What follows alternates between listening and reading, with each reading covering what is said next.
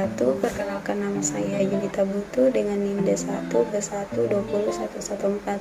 Di sini saya menjelaskan sedikit terkait golongan obat antihipertensi atau yang dikenal dengan golongan obat diuretik, yang dimana obat ini dapat digunakan pada pengobatan penyakit tekanan darah tinggi atau penyakit hipertensi. Nah, adapun golongan obat yang akan saya bahas di sini yaitu obat torasemid. Namun sebelum melangkah lebih jelas atau membahas lebih jelas terkait obat torasemid ini, di sini saya ingin menyinggung sedikit terkait apa sih yang dimaksud dengan hipertensi atau penyakit tekanan darah tinggi.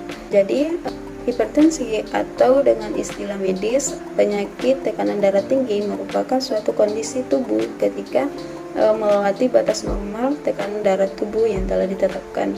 Nah, adapun nilai normal pada tekanan darah tubuh kita yaitu sebesar 120/80 ml air raksa. Nah, jika tubuh kita sudah melewati batas normal yang telah ditetapkan tersebut, maka otomatis itu sudah dikategorikan ke dalam penyakit hipertensi atau tekanan darah tinggi. Nah, penyakit hipertensi ini dapat menimbulkan berbagai macam komplikasi yang dapat membahayakan jiwa, yang dimana jika penyakit ini tidak segera ditangani, maka dia akan meningkatkan risiko jadinya penyakit serangan jantung, stroke, bahkan menuju pada kematian. Kemudian biasanya seseorang ini terkena hipertensi atau tekanan darah tinggi itu karena disebabkan oleh terlalu banyaknya darah yang dipompa oleh jantung dan juga terlalu sempitnya pembuluh darah arteri. Nah, untuk mengetahui berapa tekanan darah tubuh kita itu bisa kita lakukan dengan cara melakukan pemeriksaan secara rutin, sehingga kita bisa mengetahui apakah tekanan darah tubuh kita berada dalam keadaan normal atau berada lebih dari batas normal yang telah ditetapkan.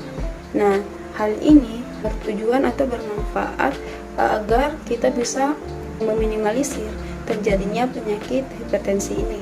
Selanjutnya, adapun faktor-faktor risiko yang dapat menyebabkan terjadinya hipertensi yaitu memiliki usia di atas 65 tahun, kemudian memiliki berat badan yang berlebih atau yang dikenal dengan istilah obesitas, kemudian sering mengonsumsi makanan yang tinggi garam, kemudian adanya riwayat keluarga dengan kondisi medis yang sama, kemudian kurang mengonsumsi buah dan sayuran, kemudian jarang berolahraga, juga terlalu banyak mengonsumsi makanan dan minuman yang mengandung kafein, terus kebiasaan yang sering merokok, banyaknya mengonsumsi minuman beralkohol, kemudian stres, dan bahkan mengalami kondisi kronis tertentu seperti penyakit ginjal, diabetes, dan sleep apnea.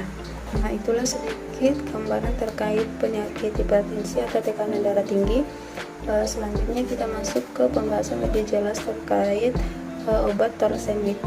Nah, jadi obat torasemid ini merupakan obat golongan diuretik atau tablet air yang bekerja dengan membuat seseorang dapat mengeluarkan lebih banyak urin atau air seni. Nah, obat torasemid ini dia berfungsi untuk mencegah tubuh agar tidak menyerap terlalu banyak garam yang masuk ke dalam tubuh, dimana tadi saya sebutkan bahwa dia akan membiarkan garam keluar melalui urin. Nah, melalui urin dengan jumlah yang banyak tadi yang telah saya sebutkan. Kemudian selanjutnya, adapun indikasi secara umum dari obat torasemid yaitu untuk mengobati kekurangan cairan atau edema pada penderita gagal jantung kongestif, kemudian penyakit hati atau gangguan ginjal seperti sindrom nefritik, dan juga untuk mengobati tekanan darah tinggi atau hipertensi. Jadi obat ini bermanfaat mengobati penyakit hipertensi. Kemudian adapun dosis yang dapat diberikan pada pasien yaitu sebanyak 10-20 mg melalui injeksi ke dalam pembuluh darah yaitu intravenous. Kemudian jika reaksinya tidak cukup, maka boleh diulangi setiap 2 jam, dan juga dapat melipat gandakan dosis obat.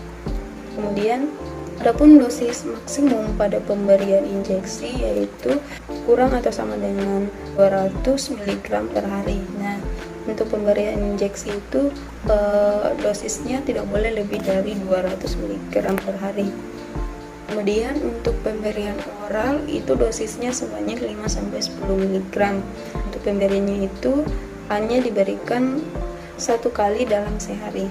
Nah, untuk dosis maksimumnya pada pemberian oral yaitu sebanyak 20 mg per hari. Nah, jadi untuk pemberian oral dia itu tidak boleh melebihi nilai dosis maksimum yang telah ditetapkan, yaitu sebesar atau sebanyak 20 mg per hari. Selanjutnya adapun efek samping yang dapat ditimbulkan dari obat ini yaitu efek endokrin dan metabolik seperti hiponatremia, hipokalemia, dan hipokloremik alkalois, khususnya setelah dosis besar atau perpanjangan pemberian. Kemudian ada hiperglikemia, kemudian glikosuria, kemudian hiperusimia, dan bisa mempercepat encok. Nah, adapun tanda-tanda ketidakseimbangan yang dapat ditimbulkan oleh obat ini. Nah, tanda-tanda ini dia masih termasuk ke dalam kategori efek samping. Nah, tanda-tanda ketidakseimbangan yang dimaksud di sini yaitu seperti sakit kepala, kemudian kram otot, mulut kering, kemudian hipotensi, kehausan, kemudian badan terasa lemah atau kelemahan, kemudian tubuh terasa dalam keadaan sering mengantuk. Nah, selain dari tanda-tanda ketidakseimbangan, ada juga efek lain yang biasanya jarang terjadi pada pasien yang mengonsumsi obat ini. Nah, untuk efek lain yang dimaksud di sini yaitu dia bisa menyebabkan mengaburkan penglihatan, atau biasanya pasien bisa mengalami penglihatan yang kurang jelas, kemudian kepala sering merasa pening, kemudian hipotensi ortotastik, dan juga adanya ruam pada kulit. Nah, itulah efek samping yang dapat terjadi ketika kita mengonsumsi obat ini. Nah, selanjutnya adapun cara penyimpanan obat ini. Jadi obat ini paling baik disimpan pada suhu ruang. Obat ini harus dijauhkan dari cahaya langsung dan tempat yang lembab. Juga jangan disimpan di kamar mandi, jangan dibekukan. Kemudian merek lain dari obat ini mungkin memiliki aturan penyimpanan yang berbeda. Oleh sebab itu, kita perlu memeriksa pada kemasan obat, atau bahkan bisa menanyakan kepada tenaga kesehatan seperti apoteker, bidan terkait aturan penyimpanan pada obat ini. Kemudian yang paling terpenting yaitu obat ini harus dijauhkan dari jangkauan anak-anak maupun hewan peliharaan. Oke, itulah efek samping juga cara penyimpanan dari obat tolasemid ini. Nah, jika pasien atau orang yang mengonsumsi obat ini sering mengalami efek samping yang berlebih, maka dapat segera konsultasi ke dokter agar dokter bisa mengatasi hal tersebut.